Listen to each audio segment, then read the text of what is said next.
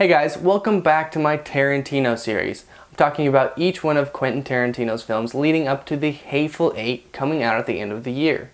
I've already discussed Reservoir Dogs and Pulp Fiction, so if you missed either of those reviews, I'll put the links down in the description below. But this next film is probably Quentin Tarantino's most underrated film. And this is, of course, Jackie Brown. And before I get into my review, I'm going to warn you right now, this will be an in-depth breakdown, so there will be spoilers. You've been warned. Jackie Brown came out on Christmas Day of 1997, which this is, of course, the quintessential Christmas movie. No, I don't get why they picked Christmas. It stars Pam Grier, Samuel L. Jackson, Robert Forster, Robert De Niro, and Michael Keaton. The film is about the people that work for or around Ordell Roby, a local thug and gun runner played by Samuel L. Jackson. But the main focus of the story is Pam Grier's character, Jackie Brown. She's an aging flight attendant who transports money illegally for Ordell for his gun running. The film begins with a tracking shot of Jackie Brown on one of those moving walkways that you see in airports a lot. Now, I'm not sure if I mentioned this in either of my previous reviews, but Tarantino is an avid lover of movies, especially classics. And this is a pretty apparent fact if you've watched closely in any of his films. This shot in particular is almost an identical replica of the opening scenes of The Graduate. I mean, look at it. They're almost identical. They're exactly the same. And I just think that is kind of fascinating. One of the coolest things about Tarantino's movies is that you will get to see lots of parallels and homages to classic movies. After the opening credits, we get the introductory scene for Ordell, his friend Louis, played by Robert De Niro, and his little surfer girl, Melanie. And this is a great scene because using classic Tarantino dialogue, we learn exactly who each of these characters are. Ordell illegally sells guns, Louis just got out of prison for bank robbery, and Melanie, well, Melanie's just kind of pothead eye candy for Ordell, who he keeps around to fill his drinks and to answer the phone. In this scene, we also get another classic Tarantinoism, the foot close-up. And it's been well documented, this guy has a serious foot fetish. And it's a shot that is present in almost every one of his films. Not really my thing, but it's an interesting aspect to his style nonetheless. Anyways, after this, we find out that Beaumont, a friend of Ordell's who he sold guns to, has been arrested. And this is when we first meet Max Cherry, played by Robert Forster. He's a bail bondsman, and Ordell has to go to him to bail out Beaumont to get him out of jail. This next scene is one of my favorites because after Beaumont is bailed out of jail, Ordell goes to visit him and we get this exchange. I hate to be the kind of nigga that do a nigga a favor and then bam, hit the nigga up for a favor in return, but I got to be that kind of nigga. He tells Beaumont that he needs backup for a deal that he's about to go make. Now look, all you got to do is lay in here and hold on to this, all right? I'm gonna tell him I'm going in the trunk to show him the goods. When I open the trunk, you pop up and rack this. Whoa, wait a second. Does this shot look familiar? Well, it should because it's the upward angle out of the trunk shot that is a staple in Tarantino films. There's one in both Reservoir Dogs and in Pulp Fiction. It seems to make his characters more menacing, in my opinion, but just a fun little tidbit. Man, I ain't finna shoot nobody. I ain't saying nothing about you shooting nobody. All you gotta do is hold on to it. They'll get the idea. After some persuasion by Ordell, he convinces Beaumont to get into the trunk, and we get this great one-take shot.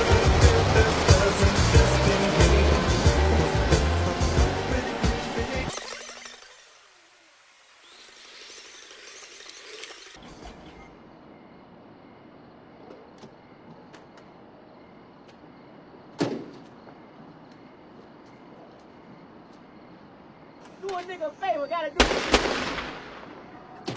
And from this we understand exactly how cool the character Ordell really is. And in the next scene he explains to De Niro's character that Beaumont probably would have ratted him out. And in Ordell's mind, that just was not going to happen. I'm not going to go through and break down every scene in this movie. That's just pointless. But I'm going to go through my favorite scenes in the movie as well as what makes this film different than Tarantino's other movies. Firstly, this is the only film that Tarantino did that is an adaptation from a novel. All of his other films are original stories that he wrote himself.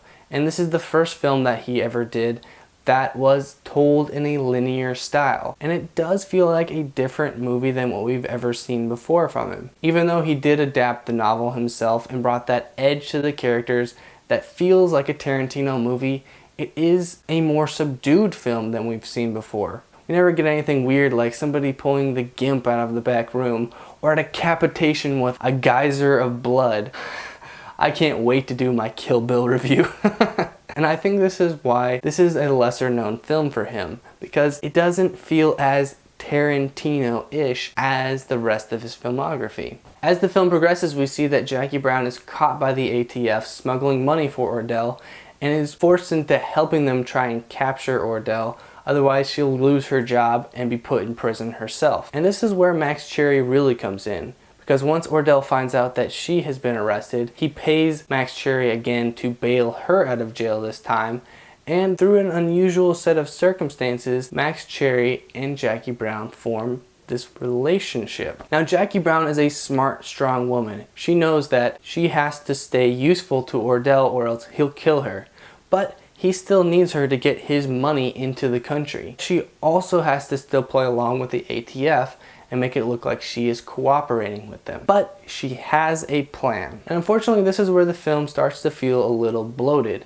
It starts to get bogged down in this overly long, complicated betrayal where she convinces Max Cherry to help her con Ordell out of his money, as well as keep her out of trouble with the ATF. Tarantino also chose to do tons of oneer shots, meaning one take shots. And what this translates into is lots of the camera following characters around, just tons of tracking shots. And unfortunately, this kind of really slows down the pace of the movie because the camera is just following these characters in and out of buildings, down hallways and things where there's not really much happening. It just kind of feels really slow in some moments. But of course, Jackie Brown's plot works out for her. She sets up this elaborate plan to do a money exchange in the local mall to hand over the money to Louis and Melanie while the ATF are watching. But she mostly just gives them a bag full of books with a little money on top to fool them, and leaves the real bag of money left in a dressing room for Max Cherry to go in and pick up later and walk out with. And don't get me wrong, this is a really well choreographed scene with tons of moving parts, and the plot really does make sense. What it does best is gives us the most darkly comedic and my personal favorite scene in the film. Remember where we came in? No, that's towards Sears. Which way? Which way? Is it this aisle or is it the next one over? It's this one. You sure? Yeah, I'm sure. You're positive? Don't seem sure to me. Hey, don't say anything else, okay? Keep your mouth shut. Well, I mean, don't say one word, okay? okay, Louis.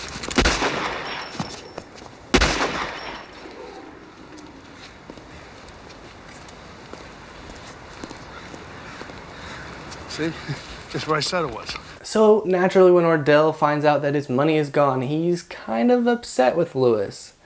And I just want to say that De Niro's character was my favorite in this film.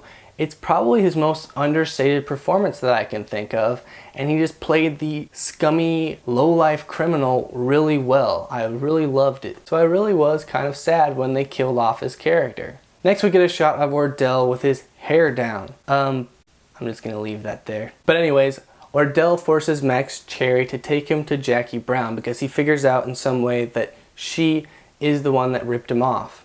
But when he gets to Jackie Brown, he is greeted by none other than the ATF agents who end up shooting him down before he can fire off a single shot. The story wraps up with Jackie saying goodbye to Max. She's decided to take her money and leave the country.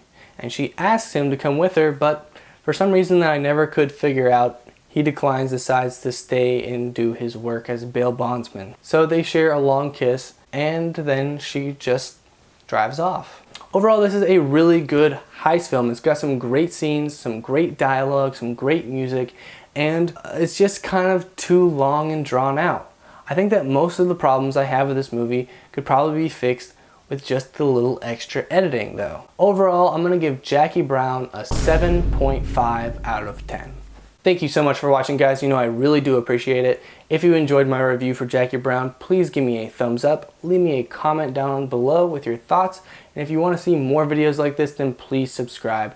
My next film in the Tarantino series will definitely be the Kill Bill films. But until next time, keep going to the theater. Keep watching those movies. I'll see you.